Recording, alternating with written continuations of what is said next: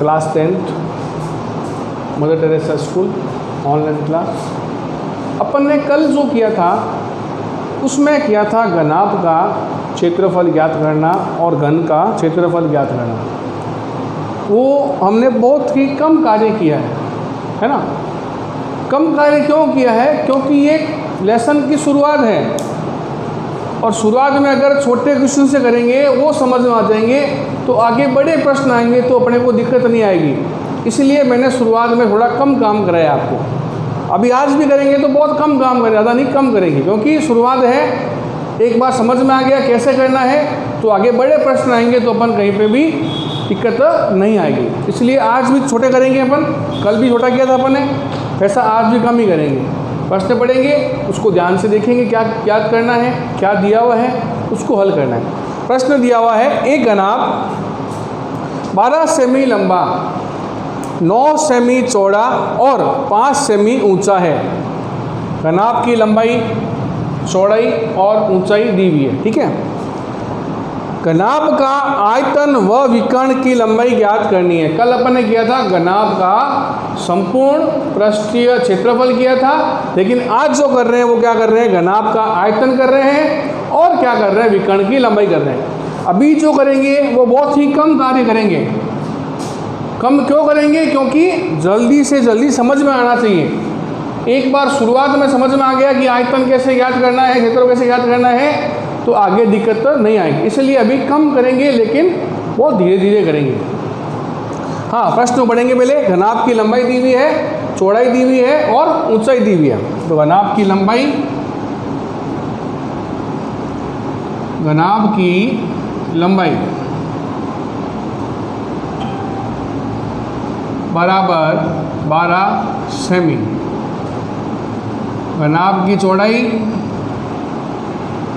चौड़ाई बराबर 9 सेमी, घनाभ की ऊंचाई, ऊंचाई बराबर 5 सेमी।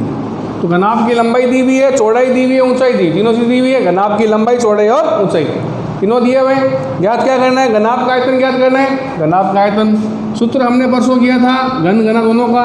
तो घनाभ का आयतन,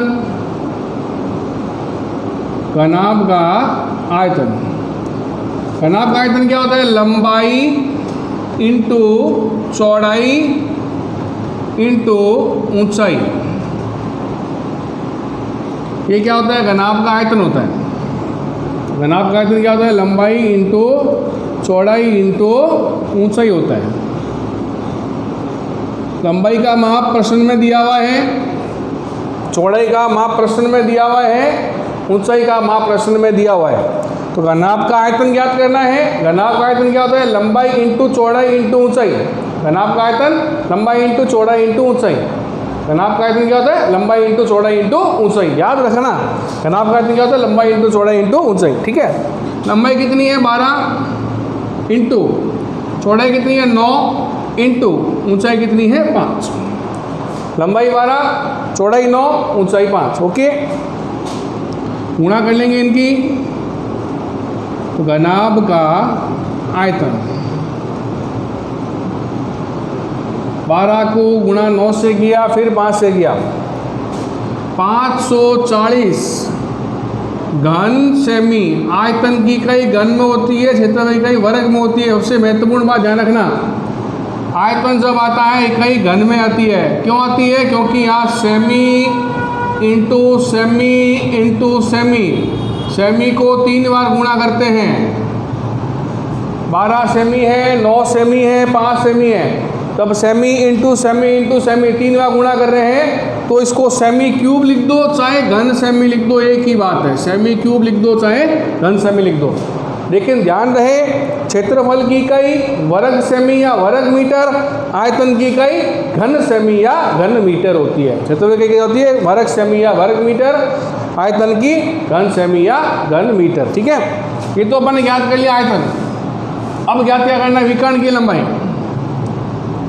तो घनाभ के विकर्ण की लंबाई, घनाभ के विकर्ण की लंबाई क्या होती है? रूट लंबाई स्क्वायर प्लस चौड़ाई स्क्वायर प्लस ऊंचाई स्क्वायर। घनाभ के विकर्ण की लंबाई क्या होती है? रूट लंबाई स्क्वायर प्लस चौड़ाई स्क्वायर प्लस ऊंचाई स्क्वायर होती है। तो लंबाई लंबाई कितनी है? 12 का स्क्वायर। चौड़ाई कितनी है? 9 का स्क्वायर। ऊंचाई कितनी है? 5 का स्क्वायर। लंबाई स्क्वायर लंबाई 12 है, 12 का स्क्वायर प्लस चौड़ाई कितनी है? 9 का स्क्वायर। ऊंचाई 5 है, 5 का स्क्वायर। हो गया? स्क्वायर कर लो। 12 का स्क्वायर 139, 9 का स्क्वायर 81, 5 का स्क्वायर 25। हो गया? 12 का स्क्वायर 12 इंटू 12 किया कितना आया? 139 आ गया। 9 का स्क्वायर 9 इंटू 9 किया 81 आ गया। 5 का स्क्वायर 5 इंटू 12 कितना हो गया? 25 हो गया। अब तीनों को जोड़ देंगे। 4 1 5 5 10, 8 2 10, 14 1 15, 1 1 2, तो 250 वर्ग मीटर। या रूट निकालोगे इसका तो क्या आएगा? 250 का वर्गमूल निकालो। 2 के बड़े से 125, 5 के बड़े से 25, 5 के बड़े से 5, 5 के बड़े से 1। तो जोड़ा बन गया 5 का। तो क्या आया? 5 रूट 10। क्या आएगा? 5 रूट 10। 5 रूट 10 वर्ग मीटर। ये क्या आ गई? घनाभ के विकर्ण की लंबाई। ठीक है? 2 टॉपिक पूरे हो गए इसमें। घनाभ का आयतन लंबाई इंटू चौड़ाई इंटू ऊंचाई, और घनाभ के विकर्ण की लंबाई रूट लंबाई स्क्वायर प्लस चौड़ाई स्क्वायर प्लस ऊंचाई स्क्वायर। घनाभ के विकर्ण की लंबाई रूट लंबाई स्क्वायर प्लस चौड़ाई स्क्वायर प्लस ऊंचाई स्क्वायर। ठीक है? अब प्रश्न नंबर 2 पे आते हैं। एक घन की भुजा 10 सेमी है। क्या दी हुई है? घन की भुजा दी हुई है। कितनी दी है? 10 सेमी दी हुई है। एक घन की भुजा 10 है। घन का आयतन क्या निकालना है? घन का आयतन। घन का आयतन क्या होता है? भुजा क्यूब। याद कर लो, नोट करो, कॉपी में लिखा हुआ है अपने। कॉपी देखो खोल के। घन का आयतन भुजा क्यूब। और विकर्ण की लंबाई, घन के विकर्ण की लंबाई क्या होती है? भुजा रूट 3 लिखवाया था मैंने, भुजा रूट 3। घन के विकर्ण की लंबाई क्या लिखाई मैंने? भुजा रूट 3 लिखवाई है ना। तो घन की भुजा 10 सेमी है। घन का आयतन ज्ञात करना है और विकर्ण की लंबाई ज्ञात करनी है। हल करते हैं इसको। तो घन की भुजा बराबर 10 सेमी। घन की भुजा बराबर कितनी है? 10 सेमी। याद क्या करना है? पहले घन का आयतन। तो घन का आयतन, घन का आयतन क्या होता है? भुजा क्यूब। घन का आयतन क्या होता है? भुजा क्यूब।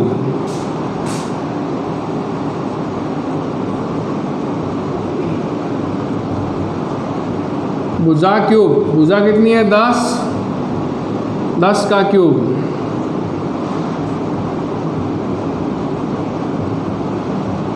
10 का क्यूब करना है। 10 इंटू 10 इंटू 10। 10 का क्यूब करना क्या आएगा? 10 इंटू 10 इंटू 10। क्यूब लगा हुआ है मतलब इसको 3 बार गुणा करनी है। 10 इंटू 10 इंटू 10 गुणा कर लो। कितना आ गया? 1000 घन सेमी। आयतन की कहीं बताया मैंने आपको, घन में होगी, क्षेत्रफल की वर्ग में होगी। आयतन कितना आ गया? 1000 घन सेमी आ गया आयतन। अब क्या निकालें? विकर्ण की लंबाई।